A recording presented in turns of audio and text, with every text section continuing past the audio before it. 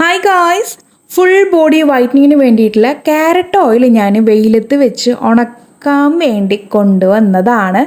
പക്ഷെ ഇവളുമാർ സമ്മതിക്കൂല തോന്നുന്നു കേട്ടോ. മണം പിടിച്ചിട്ട് ഈ ഒരു ഓയിലിൻ്റെ അടുത്തൂടെ ഇങ്ങനെ പോകുന്നുണ്ട്. രണ്ട് കുഞ്ഞിപ്പൂച്ചകളാണ് കേട്ടോ.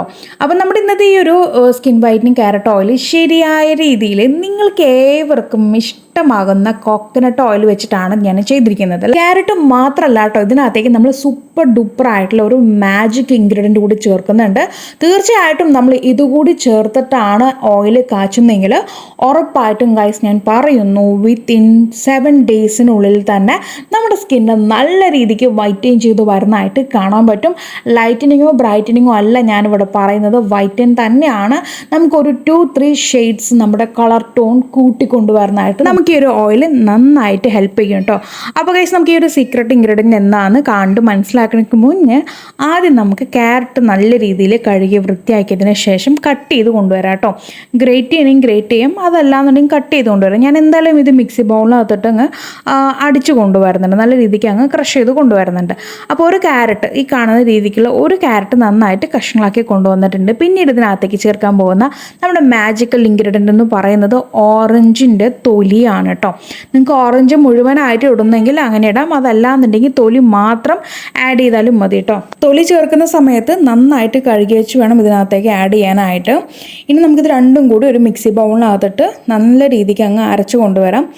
തരിതരിയായിട്ട് തന്നെയാണ് കിട്ടുക, നല്ല മഷി പോലൊന്നും കിട്ടത്തില്ല. നമ്മൾ ഓറഞ്ചിൻ്റെ ജ്യൂസ് കൂടി ആഡ് ചെയ്യണമെന്നുണ്ടെങ്കിൽ ഇച്ചിരി ജ്യൂസി ആയിട്ട് നമുക്ക് കിട്ടും. ഓക്കെ, അപ്പോൾ ഞാനിവിടെ ആ ഒരു ഓറഞ്ചിൻ്റെ തൊലിയും അതുപോലെ തന്നെ കട്ട് ചെയ്ത് വെച്ചിട്ടുള്ള ക്യാരറ്റും കൂടി നന്നായിട്ട് അങ്ങ് മിക്സിയിൽ അരച്ചെടുത്തിട്ട് ഈ കാണുന്ന പരുവാക്കി കൊണ്ടുവന്നിട്ടുണ്ട്. ഇനിയാണ് നമ്മളിതിനകത്തേക്ക് നമ്മുടെ ഓയിൽ ചേർക്കാൻ പോകുന്നത്. റീസെൻ്റ്ലി നമ്മൾ വെള്ളം ആഡ് ചെയ്തിട്ടാണ് എണ്ണ കാച്ചിയെടുക്കുന്നത്. പക്ഷേ നമ്മൾ ഇന്ന് വെള്ളം ഒഴിക്കുന്നില്ല കേട്ടോ. ഡയറക്റ്റായിട്ട് തന്നെ ഈ ചതച്ചെടുത്തിരിക്കുന്ന നമ്മുടെ ഈ ഒരു കൂട്ട് എണ്ണയിലേക്ക് അങ്ങ് തട്ടി കൊടുക്കുകയാണ്. എന്നിട്ട് ഏറ്റവും ലോ ഫ്ലെയിമിൽ ഇട്ടിട്ട് അതൊന്ന് കാച്ചിക്കൊണ്ടുവരികയാണ്. പ്രത്യേകം ശ്രദ്ധിക്കണം, നമ്മൾ നോർമലി നിങ്ങൾ എണ്ണ കാച്ചുന്ന രീതിക്കല്ല ഈ ഒരു ഓയിൽ കാച്ചിയെടുക്കേണ്ടത്. ഞാൻ പറഞ്ഞു തരാം അതെങ്ങനെയാണെന്നുള്ള. ആ ഒരു സ്റ്റേജ് എത്തുമ്പോൾ നിങ്ങൾ മസ്റ്റായിട്ടും ഗ്യാസ് ഓഫ് ചെയ്തിടണം കേട്ടോ. നമ്മൾ നല്ല രീതിക്ക് ബ്രൗൺ കളറായിട്ടോ അല്ലെങ്കിൽ നല്ല രീതിക്ക് ഫ്രൈ ചെയ്തിട്ടോ കൊണ്ടുവരാൻ പാടുള്ളതല്ല. നമ്മൾ എണ്ണ ഒഴിച്ചതിന് ശേഷം ഗ്യാസ് ഏറ്റവും ലോ ഫ്ലെയിമിൽ ഇട്ട് വയ്ക്കുക. എന്നിട്ട് നമ്മുടെ ഈ ഒരു ക്യാരറ്റും അതുപോലെ തന്നെ ചേർത്തിരിക്കുന്ന ഓറഞ്ചൊക്കെ നന്നായിട്ട് വെന്തിട്ട് വരും. ഓക്കെ, നമ്മുടെ ക്യാരറ്റൊക്കെ ചെറിയൊരു രീതിക്ക് ഒരു ഫ്രൈ ആയിട്ട് വരും. അതായത് ആ ഒരു എണ്ണയിലേക്ക് കിടന്ന് ഇങ്ങനെ ക്യാരറ്റ് പൊട്ടുന്ന സൗണ്ട് കേൾക്കാം നിങ്ങൾക്ക്. ആ ഒരു സ്റ്റേജ് എത്തുമ്പോൾ നിങ്ങൾക്കിത് ഓഫ് ചെയ്തിടാം കേട്ടോ. അതുപോലെ തന്നെ നമ്മൾ ഇങ്ങനെ കാച്ചെടുക്കുന്നതുകൊണ്ട് തന്നെ നമുക്ക് ഈ ഒരു ഓയിലിന് ഒത്തിരി ലൈഫൊന്നും കിട്ടില്ല. നമുക്കൊരു 1 മന്ത് കൊണ്ട് തന്നെ ഇത് ഉപയോഗിച്ച് തീർക്കേണ്ടി വരും കേട്ടോ. ഒത്തിരി നാളത്തേക്ക് ഇത് എടുത്തു വയ്ക്കാൻ പറ്റില്ല. കാരണം നമ്മൾ ഒത്തിരി നേരം ഇത് എണ്ണയിലിട്ടൊന്നും ഫ്രൈ ചെയ്ത് കൊണ്ടുവരുന്നില്ല. ഏകദേശം ഒരു 15 അല്ലെങ്കിൽ 20 മിനിറ്റോളം നമ്മൾ ഏറ്റവും ലോ ഫ്ലെയിമിൽ ഇട്ടിട്ട് ഒന്ന് കൊണ്ടുവരാണ് ചെയ്യുന്നത്. പിന്നെ നമ്മളിത് നല്ല രീതിക്ക് ബ്രൗൺ ആക്കുന്നില്ല. അങ്ങനെയൊക്കെ ചെയ്തിട്ടുണ്ടെങ്കിൽ നമുക്ക് ഈ ഒരു ക്യാരറ്റ് ഓയിലിൻ്റെ ഗുണം കിട്ടില്ല കേട്ടോ.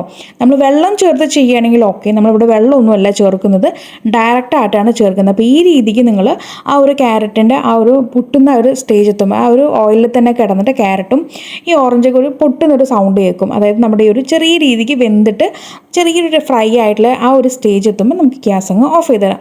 അപ്പോൾ ഇതാണ് നമ്മുടെ ഈ ഒരു എണ്ണ കാച്ചുന്ന മെത്തേഡ്. അതുപോലെ തന്നെ നമ്മൾ എണ്ണ കാച്ചുന്ന സമയത്ത് ഇതിനകത്തേക്ക് ഓപ്ഷണലായിട്ട്, നിർബന്ധമില്ല, ഓപ്ഷനായിട്ട് ഇതിനകത്തേക്ക് ഞാൻ തുളസിയുടെ ലീഫ് കൂടി ചേർത്തിട്ടുണ്ടായിരുന്നു കേട്ടോ. അപ്പോൾ തുളസിയുടെ ലീഫോ അല്ലെങ്കിൽ ആര്യവേപ്പിൻ്റെ ഇലയൊക്കെ നിങ്ങൾക്ക് ഇതിനകത്തേക്ക് 2 പിടി 1 പിടിയൊക്കെ ആഡ് ചെയ്ത് കൊടുക്കാവുന്നതാണ്. അതല്ലാന്നുണ്ടെങ്കിൽ അരച്ചെടുക്കുന്ന സമയത്ത് നമുക്ക് ഇതിനകത്തേക്ക് ആഡ് ചെയ്ത് കൊടുക്കാം. അപ്പോൾ ഞാൻ കളർ ചേഞ്ച് ആവണ്ടെന്ന് വിചാരിച്ചിട്ടാണ് ഡയറക്റ്റായിട്ട് നമ്മളതങ്ങ് എണ്ണയിലേക്ക് ഇട്ട് കൊടുക്കുന്നത് കേട്ടോ. അപ്പോൾ നിങ്ങൾക്ക് അങ്ങനെ ചെയ്യാം, ഓപ്ഷനാണ്. കാരണം നല്ല രീതിക്ക് ആൻറ്റി ബാക്ടീരിയൽ പ്രോപ്പർട്ടി ഉള്ളതുകൊണ്ട് തന്നെ നല്ല രീതിക്ക് നമ്മുടെ സ്കിന്നിനെ പ്രൊട്ടക്ട് ചെയ്യാനായിട്ടും ഇത് ഹെൽപ്പ് ചെയ്യും. അതിൻ്റെ പേരിൽ നമ്മളിവിടെ ചേർക്കുന്നത് മാത്രം. അപ്പോൾ അതാ ഇത്രേ ഉള്ളൂ. നമ്മളിതങ്ങ് ആ ഒരു ചൂടോട് കൂടിയിട്ട് തന്നെ അരിപ്പ് ഉപയോഗിച്ചിട്ട്, സ്റ്റീലിൻ്റെ അരിപ്പ് ഉപയോഗിച്ചിട്ട് അങ്ങ് ഫിൽറ്റർ ചെയ്ത് കൊണ്ടുവരികയാണ് കേട്ടോ. അപ്പോൾ കഴിഞ്ഞിട്ടില്ല, നമ്മളിത് ഫിൽറ്റർ ചെയ്തിട്ട് ഇനി വേണം നമ്മളിത് വെയിലത്ത് ഒരു 3 ദിവസം നല്ല വെയിലത്ത്, രാവിലെ ഒരു 10 to 12 മണി വരെയുള്ള വെയിൽ നമ്മൾ ഒരു 3 ദിവസത്തേക്ക് ഇതങ്ങ് കൊള്ളാനായിട്ട് സമയം കൊടുക്കണം കേട്ടോ. എന്നിട്ട് വേണം ഇത് ഉപയോഗിക്കാനായിട്ട്. നമുക്കിത് 1 മന്ത് വരെ ഇത് ഉപയോഗിക്കാൻ പറ്റുള്ളൂ. ടോട്ടൽ ബോഡിയിലാണെങ്കിലും ഫേസിലാണെങ്കിലും അപ്ലൈ ചെയ്യാം. ഫേസിലൊക്കെ അപ്ലൈ ചെയ്യുന്ന സമയത്ത് കുരു വരുന്ന ആൾക്കാരുണ്ട്. അവർ തീർച്ചയായിട്ടും ചുടുവെള്ളം ഉപയോഗിച്ചിട്ട് ഫേസ് വാഷ് ചെയ്യാനായിട്ട് നോക്കുക. അതുപോലെ തന്നെ കടലപ്പൊടിയോ പയറുപൊടിയോ ഓയിലൊക്കെ ഉപയോഗിച്ച് കഴുകാനായിട്ട് നോക്കുകയാണെന്നുണ്ടെങ്കിൽ നിങ്ങൾക്ക് അധികം കുരു വരാതെ ഇരിക്കാനായിട്ട് നന്നായിട്ട് ഹെൽപ്പ് ചെയ്യും. കാരണം ഇതിനകത്ത് നമ്മൾ തുളസിയുടെ ലീഫൊക്കെ ചേർക്കുന്നതുകൊണ്ട് തന്നെ നന്നായിട്ട് നമുക്ക് കുരു വരുന്നതൊക്കെ തടയാനായിട്ട് ഹെൽപ്പ് ചെയ്യും കേട്ടോ. ഇതെല്ലാവർക്കും വർക്കാവണമെന്നൊന്നും ഇല്ല കേട്ടോ. പക്ഷേ മിക്ക ആൾക്കാരും പറഞ്ഞു കേട്ടിട്ടുള്ളതാണ് ഈ പറഞ്ഞ പോലെ ചൂടുവെള്ളം ഉപയോഗിക്കുന്ന സമയത്ത് കുരു വരുന്നത് ഞങ്ങൾക്ക് നല്ല രീതിക്ക് ഹെൽപ്പ് ചെയ്യുന്നുണ്ട്. കുരു വരുന്നില്ല ചൂടുവെള്ളം ഉപയോഗിച്ചിട്ട്, ഓയിൽ ഉപയോഗിച്ചിട്ട് ചൂടുവെള്ളം ഉപയോഗിച്ച് കഴുകുന്ന സമയത്ത് കുരു വരില്ല എന്നുള്ളത് കേട്ടോ. അപ്പോൾ അത് എല്ലാവർക്കും സെറ്റ് ആവണമെന്നില്ല, പക്ഷേ മിക്ക ആൾക്കാർക്കും ഇത് വർക്ക് ആവുന്നുണ്ട്. ഈ ചൂടുവെള്ളം ഉപയോഗിച്ച് ഉണ്ടാകുന്ന ആ ഒരു ഫേസ് വാഷ് കേട്ടോ, അതെല്ലാം മിക്ക ആൾക്കാർക്കും വർക്ക് ആവുന്നുണ്ട്. അപ്പോൾ അതുപോലെ തന്നെ ഞാൻ എസ്പെഷ്യലി നമ്മുടെ കോക്കനട്ട് ഓയിൽ ഫേസിലേക്ക് റെക്കമെൻഡ് ചെയ്യുന്ന ഒരാളല്ല.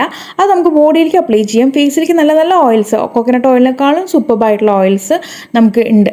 അപ്പോൾ അത് ഉപയോഗിക്കാം. അത് ഏതാണെന്ന് ചോദിച്ചിട്ടുണ്ടെങ്കിൽ നമുക്ക് ആർഗൺ ഓയിലുണ്ട്, അതുപോലെ തന്നെ ഹെംപ് ഓയിലുണ്ട്, ഹോബ ഓയിലുണ്ട്, അതുപോലെ തന്നെ സൺഫ്ലവർ ഓയിൽ. സൺഫ്ലവർ നമ്മൾ കുക്കിങ്ങിന് എടുക്കുന്ന സൺഫ്ലവർ ഓയിലല്ല, നമുക്ക് കോൾഡ് പ്രസ്ഡ് ആയിട്ടുള്ള സൺഫ്ലവർ ഓയിൽ കിട്ടും. കുറച്ച് റേറ്റ് ഉണ്ട് അതിന്. അപ്പോൾ ആ ഒരു ഓയിലൊക്കെ നമുക്ക് ഉപയോഗിക്കാം. അതൊന്നും ഉപയോഗിച്ചാൽ കുരുവൊന്നും വരത്തില്ല. അപ്പോൾ അങ്ങനെ നിങ്ങൾക്ക് അങ്ങനെ ചെയ്യാം. ഫേസിലേക്ക് വേണമെന്നുണ്ടെങ്കിൽ ഇതേ ടെക്നിക്ക് നിങ്ങൾക്ക് ഫേസിലേക്ക് അപ്ലൈ ചെയ്യാം. പിന്നെ അതുപോലെ തന്നെ ഈ ഒരു പച്ച ഓറഞ്ചിൻ്റെ തോട് ഉപയോഗിച്ച് വേണ്ടിട്ട് നീറ്റിലോ അങ്ങനെയുള്ള പ്രശ്നങ്ങളൊന്നും ഉണ്ടാവില്ല കേട്ടോ. നമ്മളത് എണ്ണയിൽ കാച്ചെടുക്കുന്നതുകൊണ്ട് തന്നെ ഒരു നീറ്റിലോ ഒന്നും തന്നെ ഒരു ബുദ്ധിമുട്ടും നമുക്ക് അനുഭവപ്പെടില്ല. ധൈര്യമായിട്ട് ഉപയോഗിക്കാം. അപ്പോൾ തീർച്ചയായിട്ടും എല്ലാവരും ഇതൊന്ന് ട്രൈ ചെയ്ത് നോക്കുക. ട്രൈ ചെയ്തിട്ട് നിങ്ങളുടെ ഫീഡ്ബാക്ക് എന്തായാലും ഈ ഒരു വീഡിയോയുടെ താഴെ വന്ന് അറിയിക്കാനായിട്ട് മറക്കരുത്. അപ്പോൾ ഇനി ഒരു പുതിയ വെറൈറ്റി വീഡിയോയുമായി വരുന്നവരേക്കും tata bye bye from Shamna.